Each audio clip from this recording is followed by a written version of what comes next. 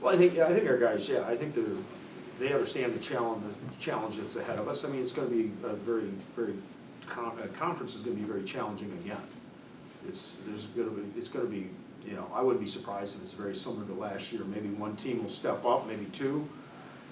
But I mean, realistically, is that there's a lot of pretty balanced teams within the conference, and they all have their pluses and minuses. But it could be very similar to last year. You know, that's why those non-conference games are so very important. And the league has done well in non-conference games so far this season. Yeah, for the most part, I think we've done well. I don't know if we're the top conference, but we're close. And you know, there's been some tough games for teams too. You know, for Wisconsin to beat Duluth twice, you know, but then they turn around and beat Minnesota twice, so it kind of balances out. But you know, there's been some really tough non-conference games with other teams that are ranked in the top 10. So those games certainly, you know, pay big dividends later in the year. What's the status of your teams health-wise?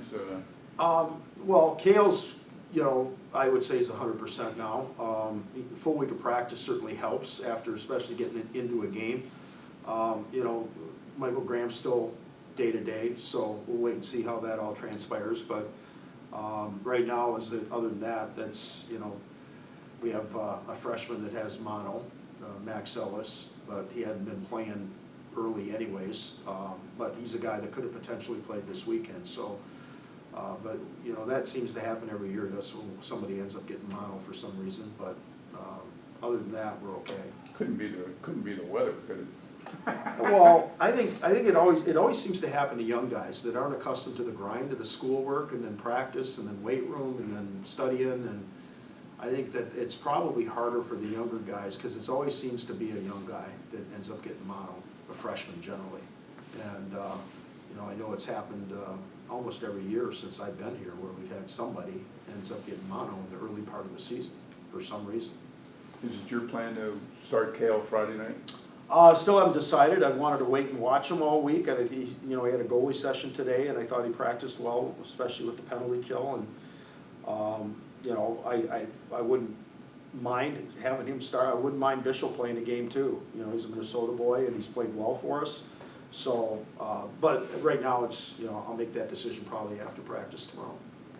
Jeff, what do you feel like you learn about a team each time they have that first road test? Well, the biggest thing is that you're going to, on the road, you don't have last change, which is the biggest thing. So, you know, you may have guys, you know, your third line guys playing up against first line guys. Same thing with defensive pairs playing up against their top line. So guys have got to recognize, you know, who they're on the ice with and against. And because it's, you know, it's really on the road, I've always said, I mean, to win on the road, you got to have great goaltending, you got to have good special teams, and you have to play with discipline. I mean, those are the big three for me. And you know, if we can have those things or do those things, then I think we can have some success. But you know, Minnesota's always a tough place to play. I mean, it's a big barn, it's a big ice. They're very skilled, and they play right to that big ice. So we're going to have to do a real good job of managing the puck, make sure we possess the puck as much as possible. And then when we have to defend, we're going to have to transition and pick people up because they, you know, they jump on transition. They're a very good offensive team transition-wise. The past several years, this program has obviously come through and been able to kind of show that they can handle those big moments. Do you feel like this is just kind of this particular group's first chance to kind of show that, hey, it's a big atmosphere, it's a road game, it's a conference game, we can kind of make a little bit of a statement just to ourselves about how we can handle that kind of situation? Well, this is where our older guys, and like I said, we've only got 10 upperclassmen, but all 10 of those guys have got to lead the way. The sophomore class too, I mean, they have a lot of experience now, having played pretty regularly last year. So it's just going to be about the couple of young guys that are going to be playing that, you know, are going to have to acclimate to that environment, especially the young defensemen.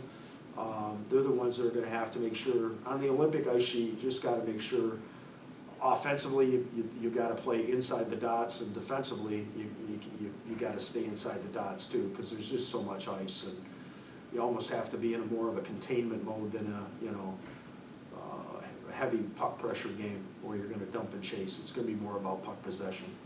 And a little bit more on Kale. His first big breakout season, he was one of the younger guys. Then he kind of, you know, has taken a little bit more of a leadership role. How has he kind of shown that through the early part of this season when he hasn't necessarily been the guy in goal every game? Well, it's probably tougher for him. I mean, the guys know that, you know, he's kind of the leader back there in the back end, and knowing that he's gonna be able to elevate, you know, when we break down. I mean, that's his job, but he's been exceptional at it. And I think right now it's just gonna be, now that he's back with the team full-time, it's gonna be a lot easier for him to have that kind of influence in the locker room and even during the game situations.